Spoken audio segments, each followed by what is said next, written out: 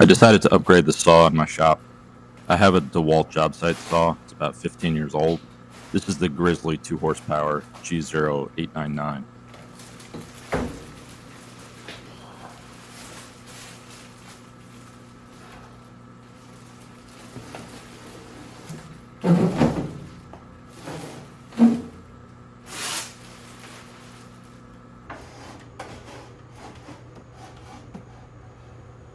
I considered other saws, the Harvey, which was the one I really wanted, Laguna, Saw Stop, but for bang for your buck, I decided on this Grizzly.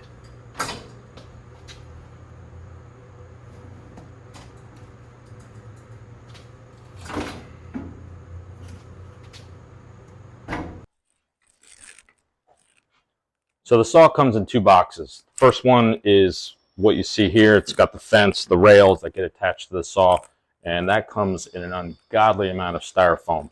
I mean, the amount of trash bags I used just to get rid of it all was kind of scary. The second box is the larger one with the actual saw in it, and it's got all the components kind of stuffed in the saw, and that comes with this corrugated cardboard that's pretty dense that's protecting it. One thing I will say is if you're opening it, just be careful about the two wings on the side, because I sliced the box from the one side and those wings fell out, landed on my foot. So just be careful when you're opening that box. First impression, everything is pretty stout and heavy. These are really heavy angle irons. I mean, I would say they're probably about 20, 30 pounds, if not more. First inspection, I will say there is some burr on the angle iron here, which could be kind of a hazard, so I'm probably going to have to file that off. Another thing I noticed is on the fence, there's some staining, or however you want to call it, on the upper part. It doesn't really, you can't feel it, but it's just a cosmetic thing. And that's one of the things that I've noticed a little bit here and there. The fit and finish, if you want to call it that, is not as nice as obviously some of the higher end saws like a Saw Stop or a Harvey. But this was a $1,900 saw, and you kind of get what you pay for. It is so far a good quality of what I'm seeing, but just some minor things here and there.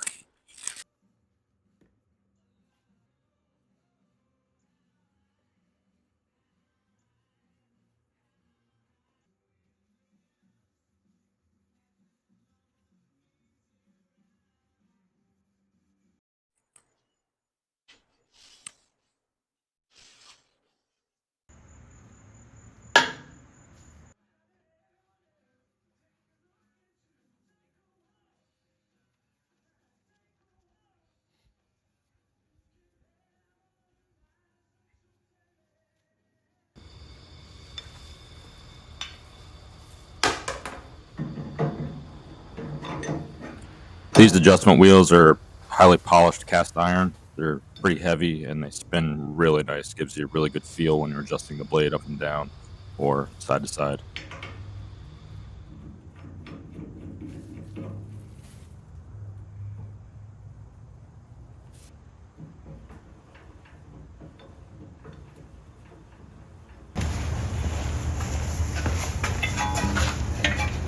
So this piece was actually bent out of alignment, so I had to bend it a little bit so it would clip into that clip there. And also, it did come with a little chip in the paint, even though when it was wrapped in plastic.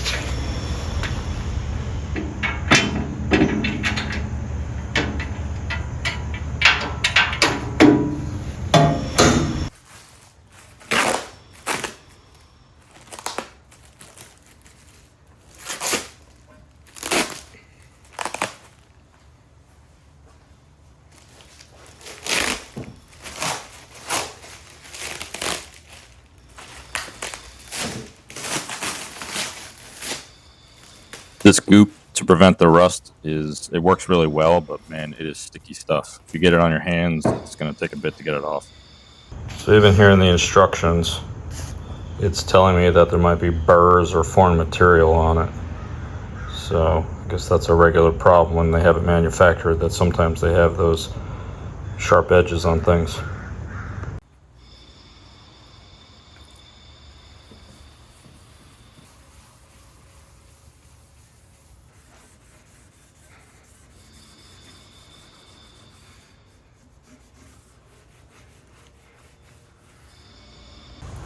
So they do put more time and effort on the actual saw table than they do the extension wings. And here you can see there's just, they didn't pay as much attention to the grind and polishing this up as they did the table. But I mean, most of it's cosmetic. I'm not really worried about the paint and little things like that coming off. I mean, you can chip it off, but it's all, again, it's all cosmetic. I'm not worried about the performance of it. It's just little things like that you're gonna get. But so I am gonna put some wax on this once the mineral spirits flash off on the side so it doesn't rust, and then I'll mount them to the table. So the saw comes with 2 bags of, well, actually technically 3 bags of hardware. One is all the silver hardware and the other one is black bolts. It just has this grid here, so you're supposed to line up, I guess, the size. So this, I'm assuming, is the 30 millimeter by 10 millimeter that I'm supposed to attach the rails with. It's a little vague. It'd be nice if they just had a bag for the bolts that go for the wings, bag for the bolts that go to the rails, and so on. But they kind of mix it all up and put a little guesswork into your day. The extensions, it is these black ones with the lock washer and then the flat washer. If you have the option, I highly recommend having a second person help you with this. This took me about 15 minutes just to get one wing on.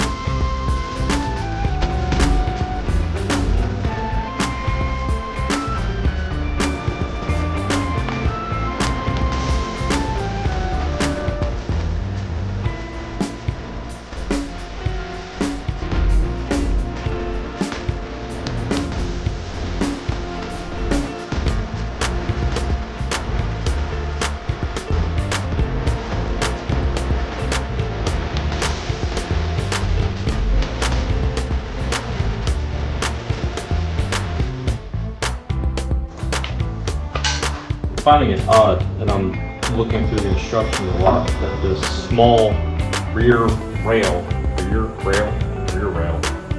gets mounted with 4 bolts, where the front one only gets 2, which holds the fence and the tube. So I've read this over and over, and it gets the long ones too long and too short. Not quite sure why.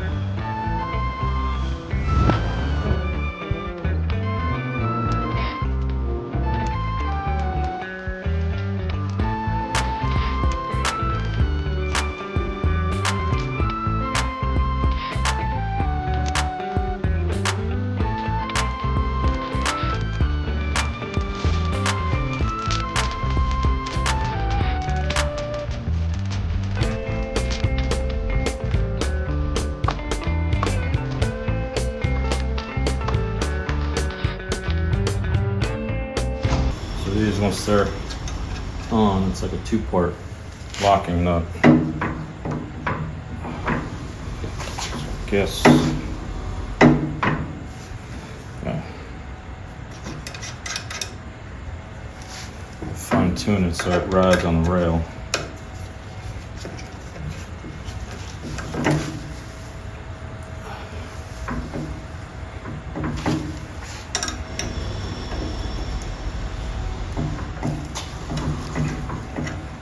This is the stuff that's going to drive me crazy.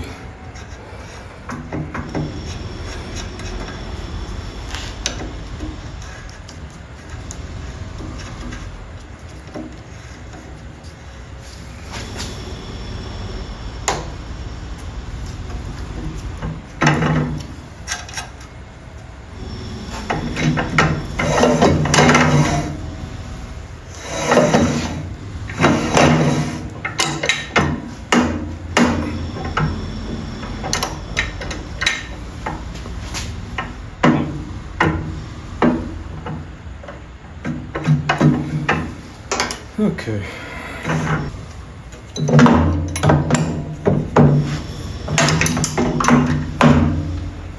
That's better. There we go.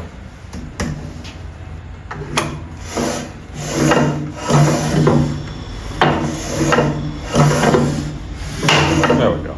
So, something else that's bugging me here is this nut gets hit by this. And if that's supposed to be like that, that's messed up. But I don't know how else it would go because it's attached the way it's supposed to. There's a little nib in there, and I don't know why. Also, unless this needs to be lowered, you have a hard time lining up this convex, convex makes it bigger, line on this. So this might have to go down more, which means this fence may need to come up more. I'm gonna have to fine tune that.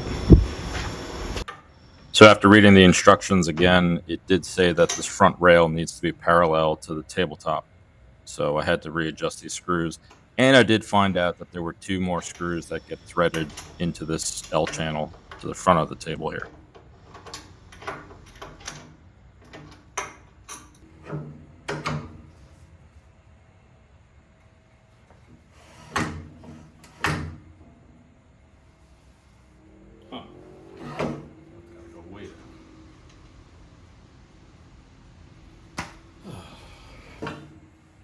This was probably the most frustrating part of the entire build.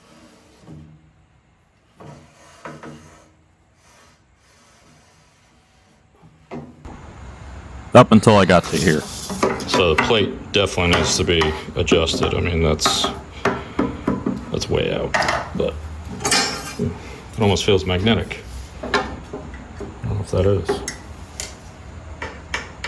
No. Oh yeah. Nice. It's got a little magnet right there to hold the plate down.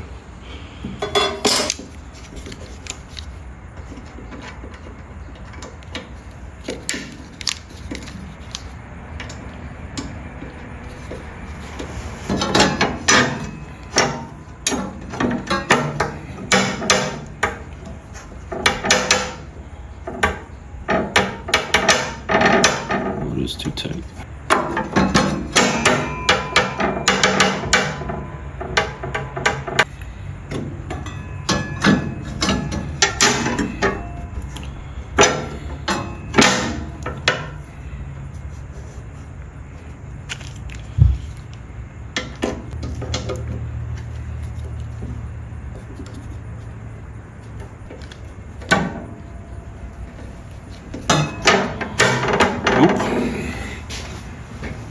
Receiving.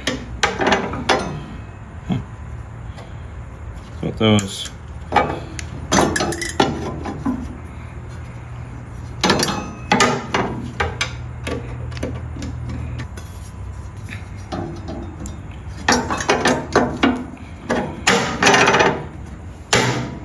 Why is it so weird?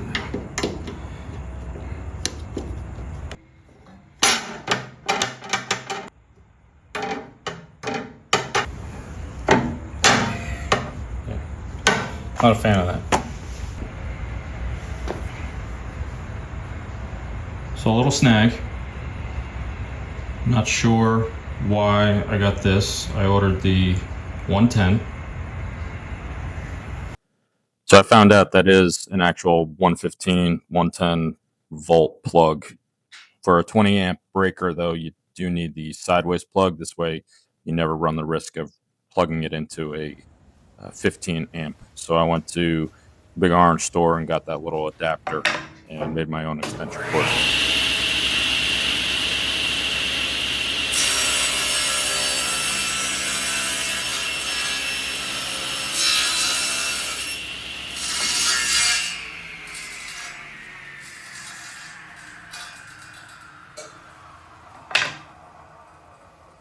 It's like butter.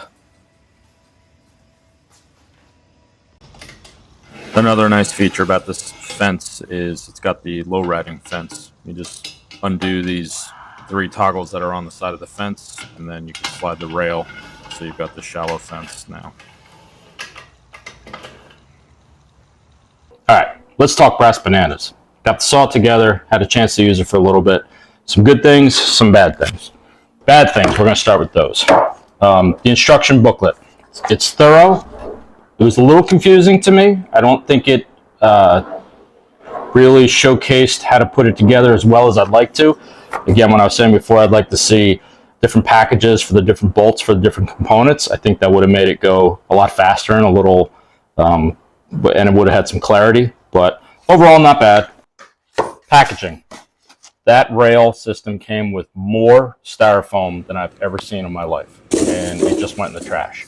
The box itself, or I'm sorry, the cabinet itself came with this corrugated. This is recyclable. It's also seems a little more stiffer, and it would actually protect better than the styrofoam would. There was a lot of rips and tears in the cardboard box on the rails.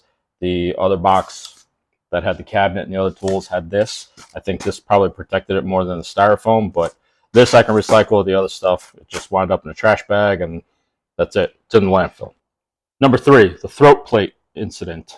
I'm still waiting for Grizzly to get back to me. I sent them an email yesterday. I started putting the saw together yesterday. I was on chat for a little bit. It was the AI bot. Couldn't answer my questions. I tried getting an agent, and it was taking probably 20 minutes for me to be online before I even gave up. So then I just sent them an email and a ticket, and I'm actually shocked that they haven't responded yet. I mean, it is Central Time for them, so they're a little behind, but I would expect today I would probably have at least a response. And it may just be good luck with that and shim it with some tape or something, but usually the company is pretty good. So we'll see about that. But I'm not happy with the way that throat plate sits on the saw. No matter what I do to level it out, the back still rocks, and I think that's going to be a problem. So I may have to put some tape or other things behind it to kind of lock that in. Number 4, the little window that sits on the fence. I hate that. It's concave, convex, I don't know, the bubble one, and it magnifies it. So if you look to this way, the line is over here. If you look this way, the line's over here. So you have to look exactly every single time and to make sure that lines up. I think I may try to find some aftermarket window to line up a little bit better, because I just don't like that. I think my measurement's going to be off. I feel like I'm going to have to double check with a tape measure every time, and that's not what I want. Once I get it calibrated, I want to be able to trust the tape. I know on my DeWalt job site saw, the tape line was pretty accurate, so I went off of that for most cuts that I didn't need spot on, but I don't know if I trust this, so we'll have to see how that goes. Miter gauges. For some reason, cheap saws always come with garbage miter gauges. Now this one is cast iron, and it's actually pretty hefty, and I feel like it would actually hold the angle. However, there's only the 90 and the 45, I guess, positive stops on this. So, and there's also nothing on the front here to be able to attach any type of auxiliary rail or fence. So, not really a fan of that. I'm sure it pushes fine. It's better than what Grizzly gave me with my 10-inch bandsaw. This was the miter gauge for the 10-inch bandsaw. This thing is a piece of garbage. It's a cheap plastic aluminum rail. Doesn't fit other standard things. Thanks for bringing that, but I don't even know. I can't even use that thing. I mean, this on Amazon, this was $80. It's got positive detents on all the common angles. It's got a T-track rail. It's got a stop so you can make repeatable cuts. This thing was 80 bucks, and I've been using it on the job site saw. Works perfectly well on this, so I will continue to use this. I might upgrade down the road, but there's really no reason to right now. I know when you look at something like a Harvey saw or even a saw stop, the miter gauge, you want to buy those aftermarket. They're fantastic. I mean, the miter gauge that Harvey comes with is unreal, but that's what you get with a little bit of a cheaper saw. You wind up with this. They do give you one, but I would upgrade and buy something aftermarket. All right, the other thing I don't like about the saw is the dust collection, at least mainly for the overhead. It comes with this little little hose handle or hose hanger that goes on the back rail. I mean, this thing, I can see my son constantly hitting this thing. I can see me constantly whacking into this.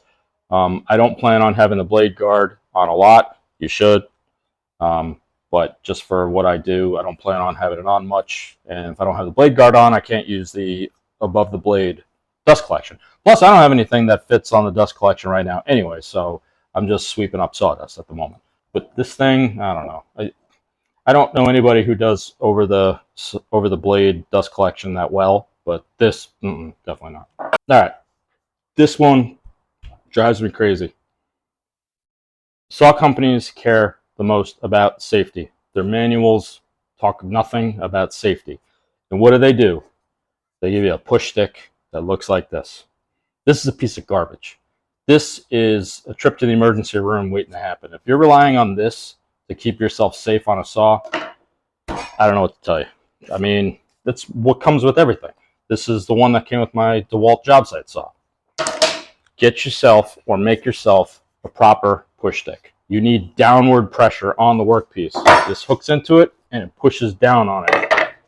These, you're just pushing wood through, and eventually it's going to hit the back of the blade, kick back, and kill you. So, make yourself a proper push stick. What's crazy is in the back of the manual, they even draw what a proper push stick should look like. Just send that.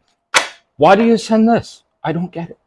Anyway, make yourself one of these. Save a finger. Let's talk about good. There's a lot of good about the saw. I know I gave it a hard time with some of the bad, but the saw is good. It's very, very sturdy. It's very stable. It's hefty. It's got a lot of weight. Now, granted, I'm not used to cabinet saws. I have used them in some woodworking classes that I've taken, but to go from the job site saw that I have on a little rickety stand with wheels on it to that thing, night and day. So if you're going from either a contractor saw or a job site saw or some other type of saw to a cabinet saw, huge difference. So the wings, the table, they're just nice and solid. The finish on the saw is actually pretty good. A couple chips here and there. The grind on the top, once I started peeling away a little bit of that black, it did come out pretty nice on the wings that I complained about at the beginning. But it did come together nicely. That little burr on the back thing, I just filed that off with a little saw. It didn't even turn silver. It's still black, so it's not even something that's noticeable. So the fit and finish is pretty decent on the saw. I may have to tweak the wings a little bit from time to time, but other than that, I mean, I have no complaints about the fit and finish on the saw or its heft or its ability to do what it's going to do. Another thing I like, and I talked about this, is the company itself. Like I said, I'm still waiting for them to get back to me, but I have full faith that they will.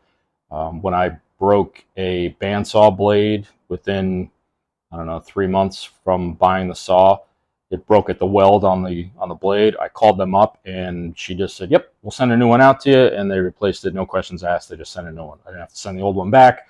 They just sent me a new one, and to me, that's good customer service. Another thing I like is, and maybe they send this on all saws, I don't know, that they gave you a dado stack throat plate as well.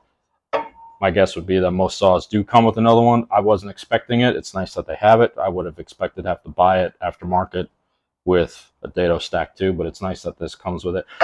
This has the same issue as the single one, so I don't quite know how to fix it. I've been bending these back to try to get it a little more stable and setting the set screws, but it's still having a problem. But they do send you the 2 plates, and the blade on it seems to be pretty decent right now too. Again, I've only done a couple cuts, so we'll see how that lasts in the long run. All right, that's the saw. I hope you enjoyed the video. I'm going to do a video probably in about a month after using the saw, just of how it stood up, what I have to adjust, and if I still continue to like it. So be sure to subscribe, hit that bell for new videos, and leave a comment below. Thanks.